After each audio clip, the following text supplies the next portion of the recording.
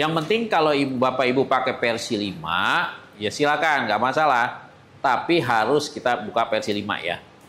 Yang penting nanti Bapak Ibu harus konsisten dengan tahapan yang harus dilakukan. Ini versi 5 ya, versi 5. Hati-hati, kadang-kadang yang suka dilupakan, kan cara memilih penyedia itu ada 2 ya. Cara milih penyedia katalog itu ada 2. Ada yang via nego ya. Ada yang via mini kompetisi. Ini ada 2, belok kiri mau belok kanan, terserah, boleh. Tetapi Bapak Ibu harus konsisten dengan pilihannya. Mau belok kiri, mau belok kanan, silakan pilih. Kalau nanti Bapak Ibu jalurnya jalur nego, perhatikan dokumennya. Karena nanti Bapak Ibu pada saat diaudit dokumennya yang ditanya. Mana dokumen perencanaannya ini sampai nginput sirup? Mana dokumen persiapannya? Ya, jadi dokumen persiapan ini harus dibuat. Persiapan e-purchasing. Apa dokumennya? Nah, dokumennya tuh ini yang ini ya, yang kita bahas tuh yang ini. Supaya nanti Bapak Ibu nggak salah. Yang kita bahas yang ini ya. Sekarang nih. Apa dokumen yang harus disiapkan? Karena dokumen ini nanti diupload. Ya, dokumen ini nanti diupload. Nah, kita lihat nih dokumen persiapan e-purchasing. Nah ini, jadi Bapak Ibu bikin dokumen seperti ini. Dokumen ini berisi spek barang yang dibeli. Barang yang Bapak Ibu beli, spek yang Ibu beli, spek yang lengkap, yang komprehensif, sampai barang yang dibeli fungsional. Ya, barang yang dibeli fungsional. Jadi ada spek mutu, spek jumlah, spek waktu, spek pelayanan. Jadi tadi saya diskusi, beli AC kapan? AC itu dinyatakan bisa disertifikat kalau tinggal mencet remote klik, dingin ruangan. Bukan AC dalam kardus. Ya, bukan AC dalam kardus. Tapi AC yang fungsional. Jadi speknya harus jelas. Itu yang pertama. Yang kedua, TKDN. Yang ketiga, UMKM. Kalau Bapak Ibu lewat jalurnya jalur nego, jangan lupa referensi harga. Jadi referensi harga itu kalau Bapak Ibu tender itu seperti HPS. Jadi kalau Bapak Ibu mau beli contoh, saya ngasih contoh, beli AC, beli laptop lah yang gampang. Bapak Ibu punya uang nih 15 juta. Terus Bapak Ibu cek laptop yang Bapak Ibu butuhkan ada di katalog. Harga ditayang di katalog berapa? Harga tayang di katalog 20 juta. Ya.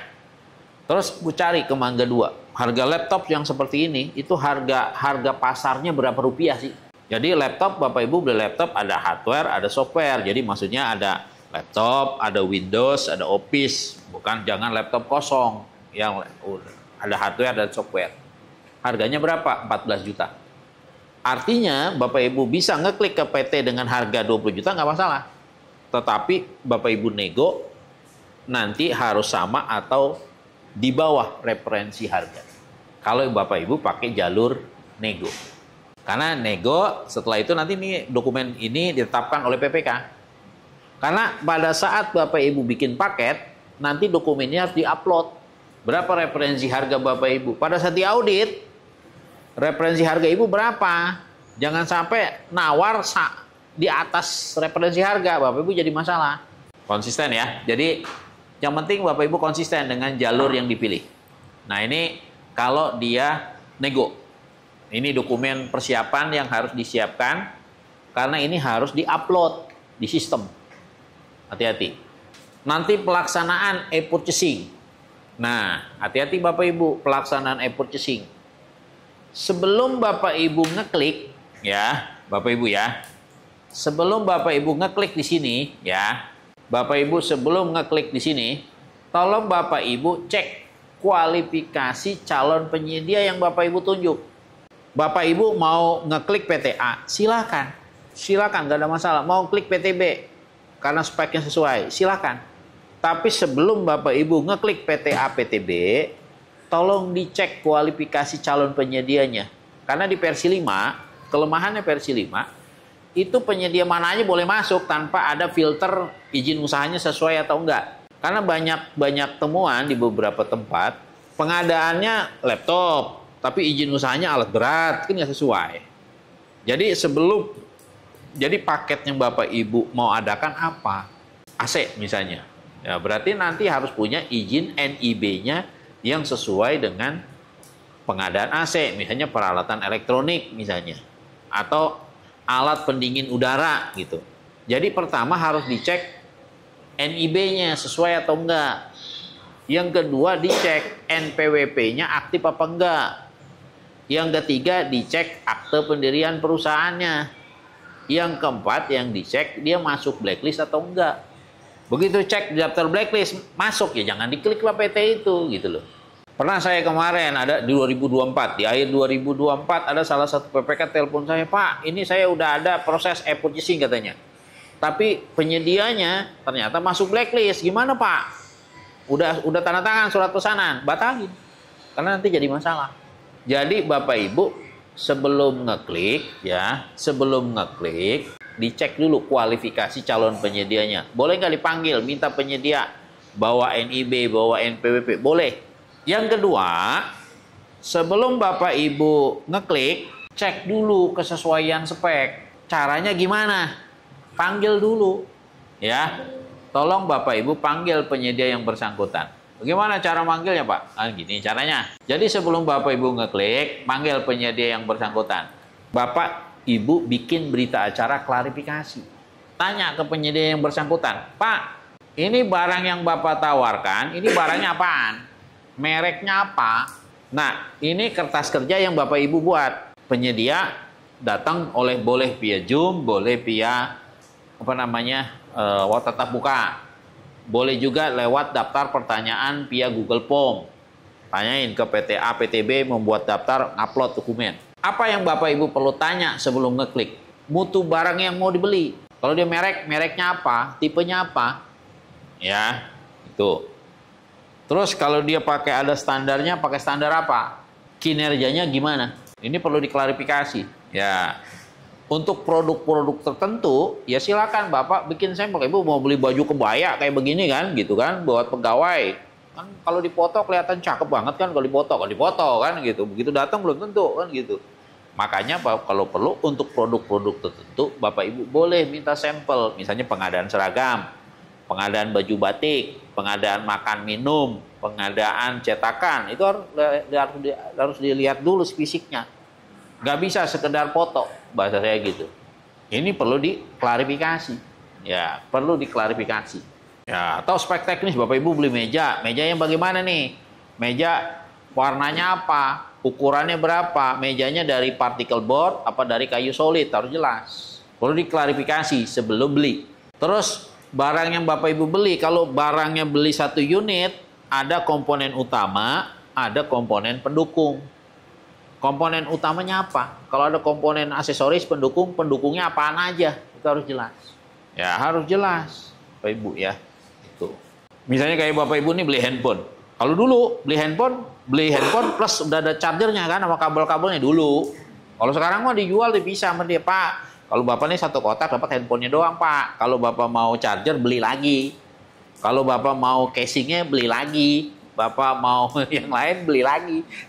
Makanya jangan sampai Bapak Ibu berasumsi, "Oh iya, begitu diklik ternyata nggak sesuai, nanti jadi masalah." Makanya sebelum beli diklarifikasi. Kira-kira seperti itu. Makanya perlu klarifikasi jumlahnya, item-item produknya apa aja. Terus perlu Bapak Ibu klarifikasi waktunya.